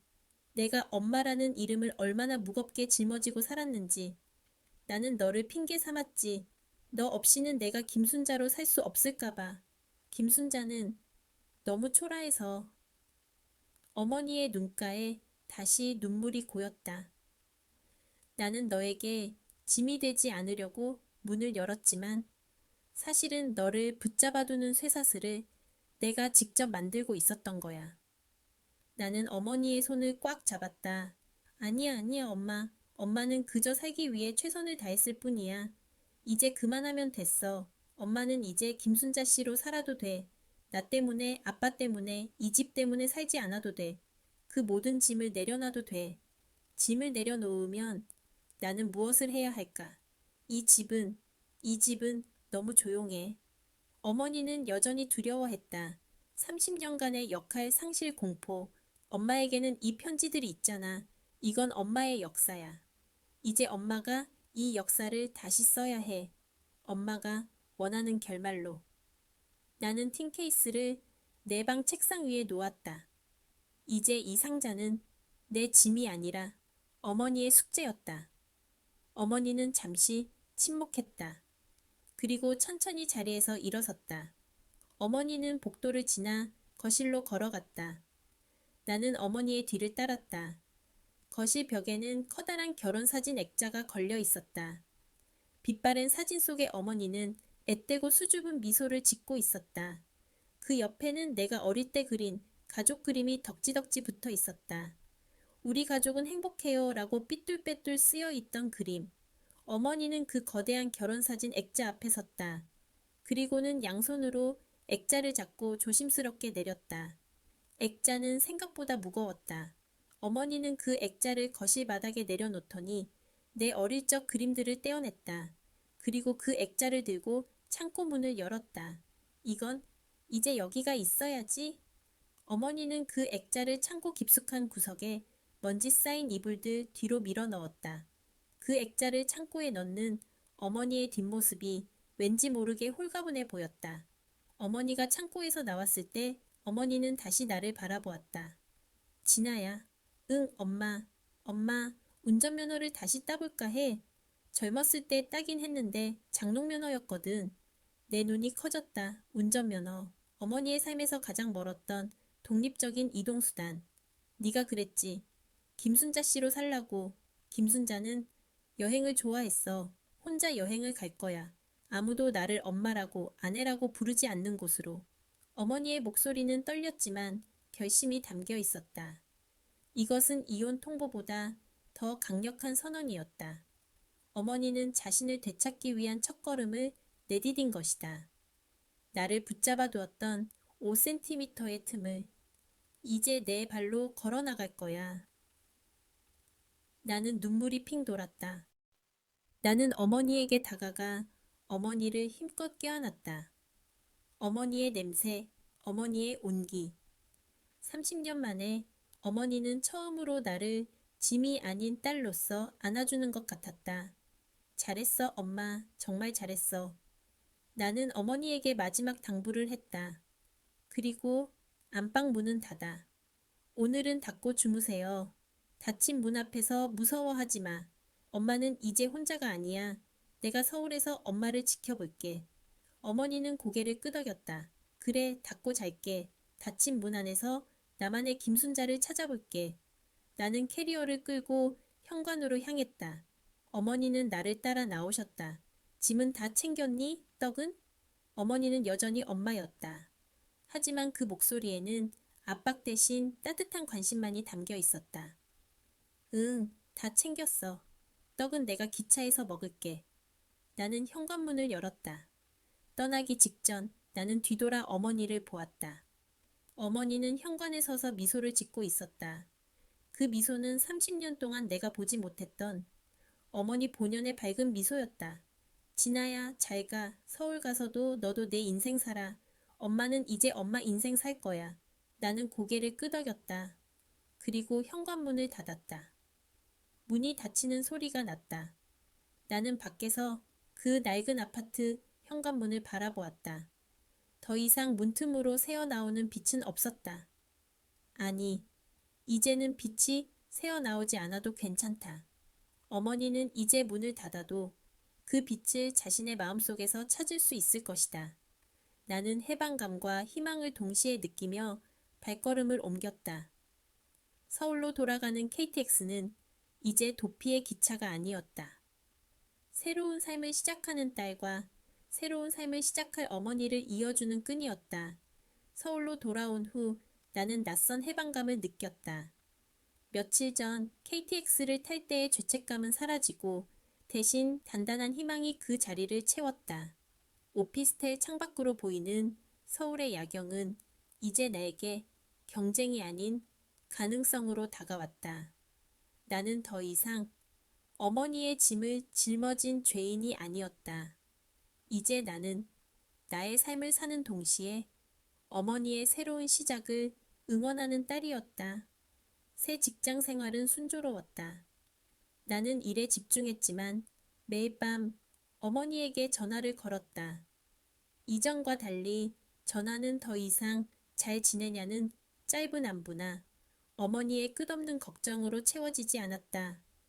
엄마, 오늘 운전면허 학원 갔다 왔어? 응, 강사님이 손에 힘 좀 빼라고 하더라. 30년 동안 이 집 운전대만 잡았더니 세상 운전대는 너무 부드럽네. 어머니는 농담을 했다. 놀라운 변화였다.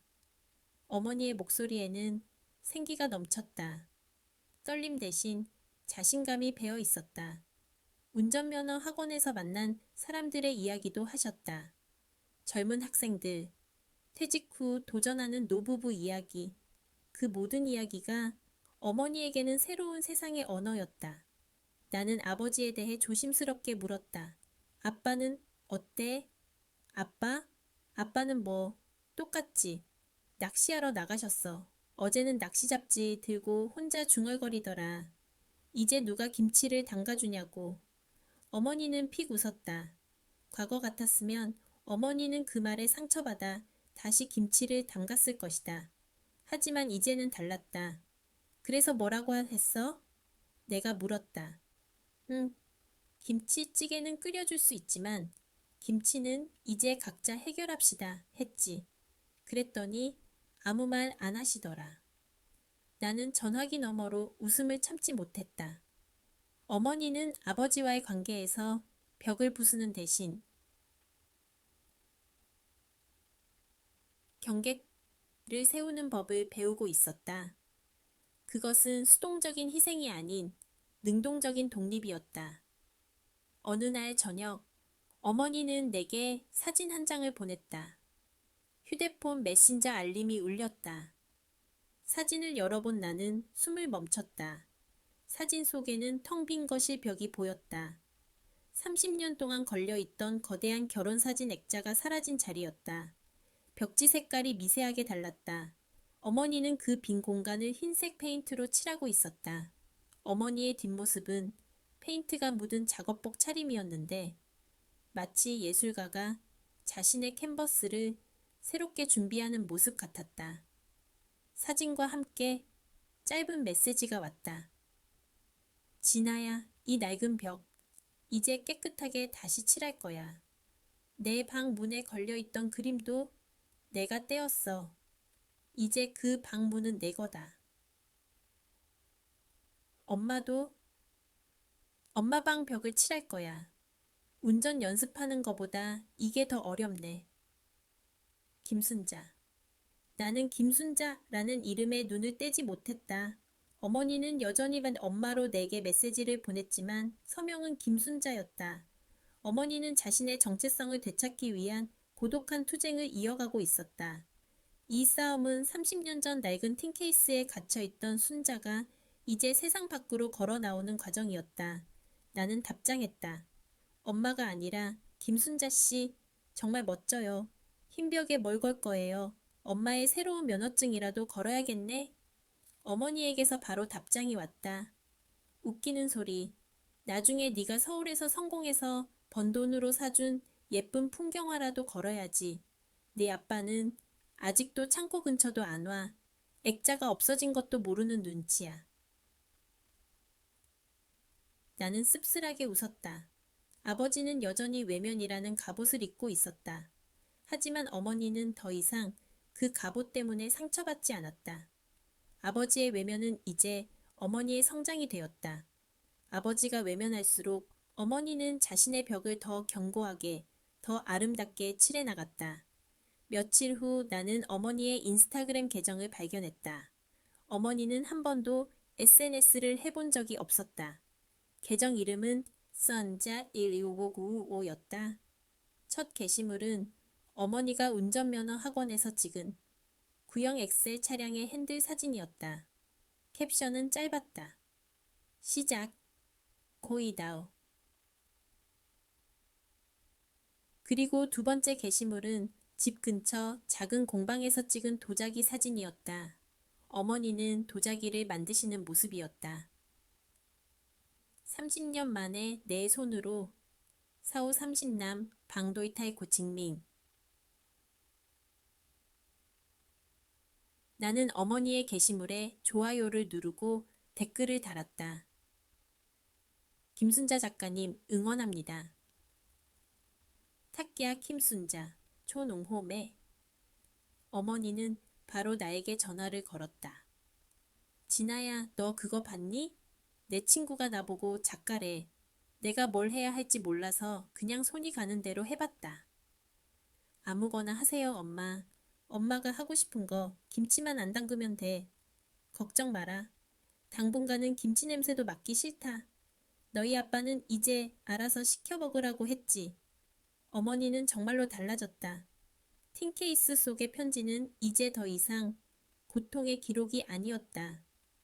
그것은 어머니가 스스로에게 남긴 생존 보고서이자 미래를 위한 청사진이었다.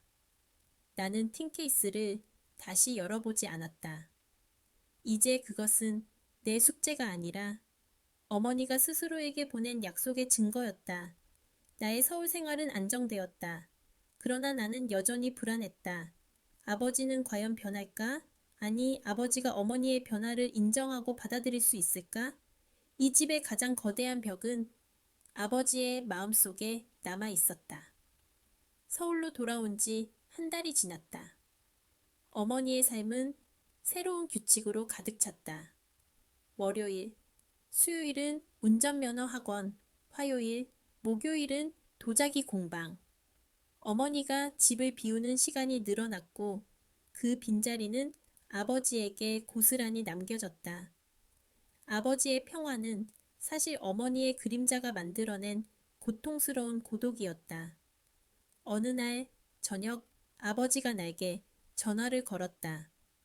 아버지에게 전화가 오는 것은 거의 처음 있는 일이었다. 나는 불안한 마음으로 전화를 받았다. 여보세요, 아빠. 아버지의 목소리는 낮고 불만으로 가득 차 있었다. 너희 어미가 요즘 이상하다. 저녁밥이 없다. 밥이. 나는 숨을 고르고 대답했다. 아빠, 엄마는 이제 김순자 씨로 살기로 했어요. 엄마 인생이 밥 차려주는 것만 있는 건 아니잖아요. 아빠도 이젠 아빠 몫은 스스로 해결하셔야죠. 네가 뭘 안다고 그런 소리를 하니? 가장의 권위가 있지. 집에 들어왔는데 밥이 없다는 게 말이 돼? 권위는 존중에서 나오는 거예요, 아빠. 엄마는 30년 동안 아빠를 존중했지만 아빠는 엄마를 아내로 존중하지 않았어요. 밥을 시켜 드시든 아빠가 직접 하시든 이젠 아빠의 문제예요. 나는 단호하게 전화를 끊었다. 손이 떨렸지만 나는 후회하지 않았다. 아버지가 어머니의 부재를 불편함이 아닌 삶의 변화로 받아들여야 했다. 그 다음 주말 나는 불시에 고향으로 내려갔다. 어머니는 도자기 공방에 가고 안 계셨다. 아버지는 거실에 혼자 앉아 있었다. 식탁 위에는 배달음식 용기가 쌓여 있었다. 나는 거실로 걸어갔다. 아버지는 소파에 앉아 있었고 눈은 멍하니 흰 벽을 응시하고 있었다. 어머니가 결혼사진 액자를 떼어내고 페인트 칠을 한 그 벽. 텅 비었지만 가장 많은 이야기를 담고 있는 벽이었다. 아버지는 내가 들어온 것도 모르는 듯했다. 아빠. 내가 부르자 아버지는 깜짝 놀라 나를 보았다.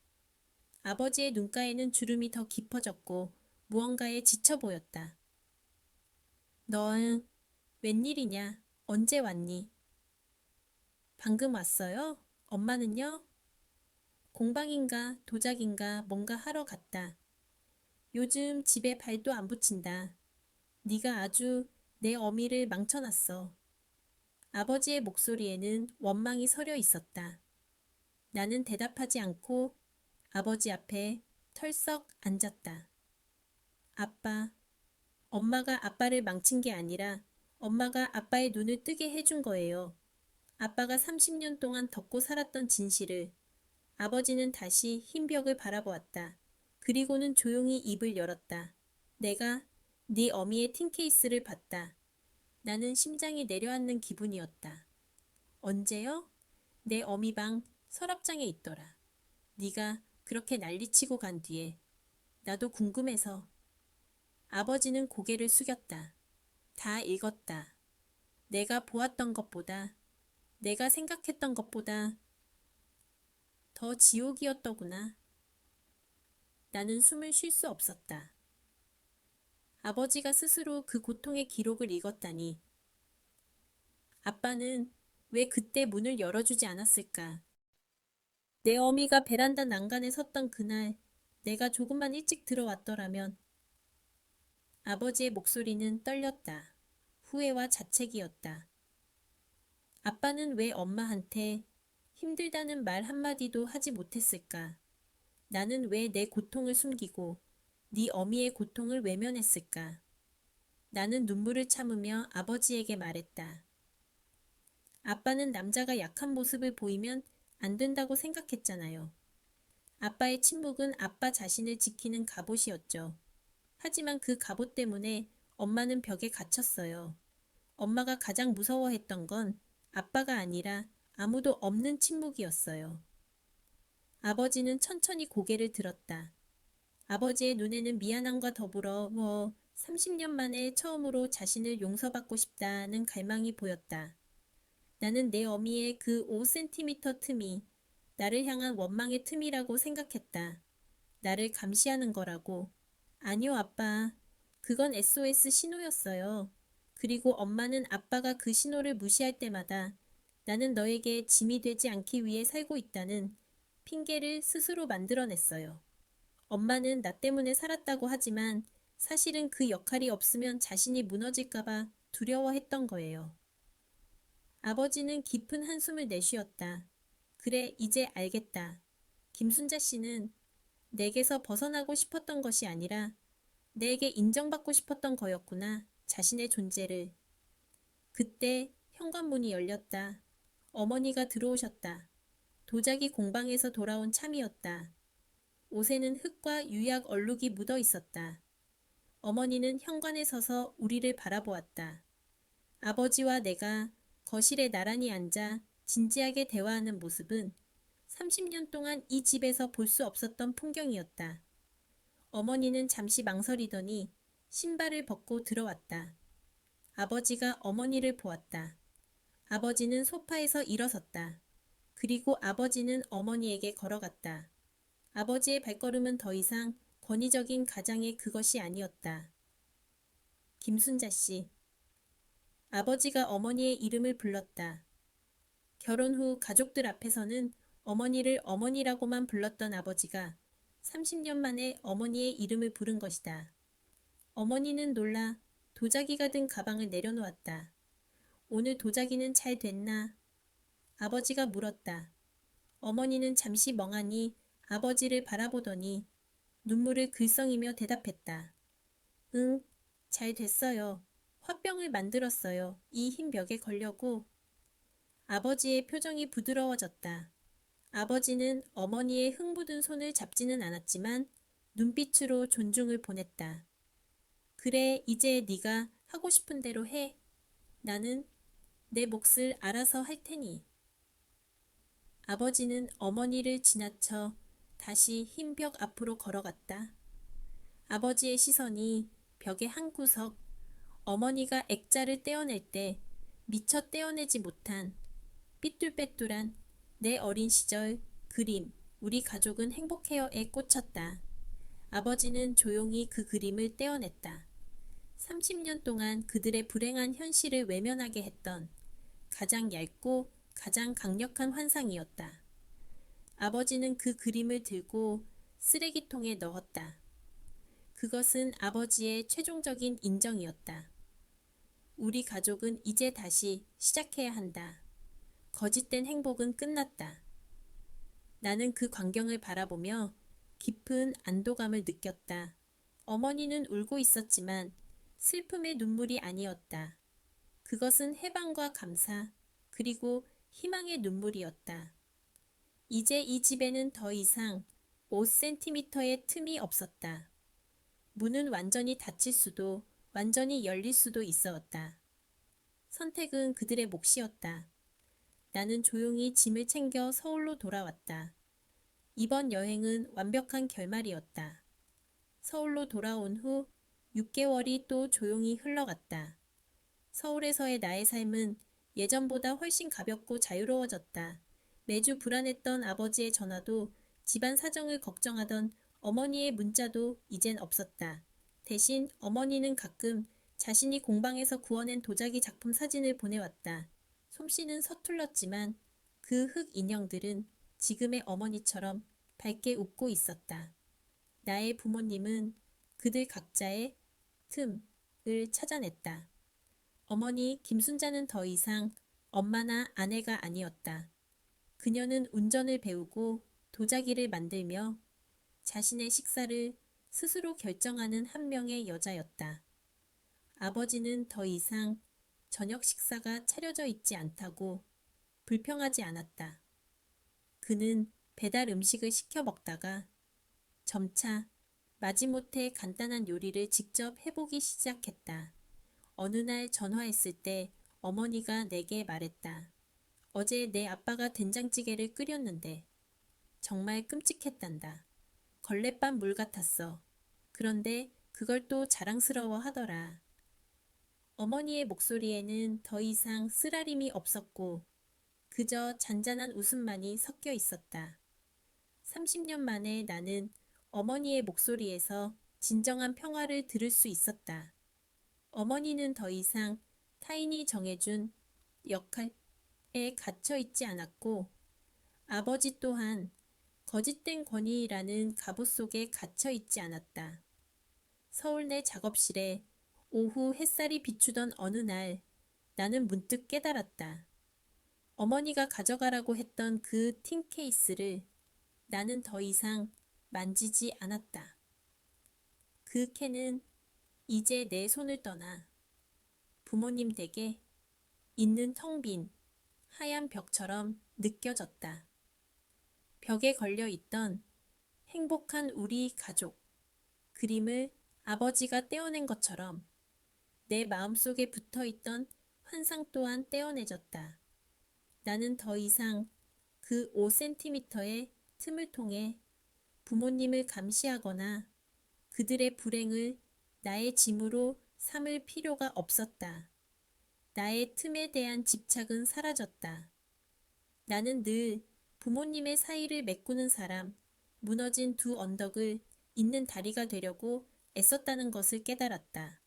하지만 그 행동이 나를 가족의 안전 스위치로 만들었고 내 자신의 삶을 살지 못하게 했다.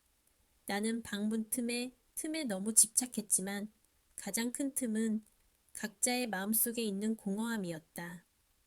어머니에게 그 5cm의 틈이 숨쉬는 공간이 아니었다면 그녀는 살아남지 못했을 것이다.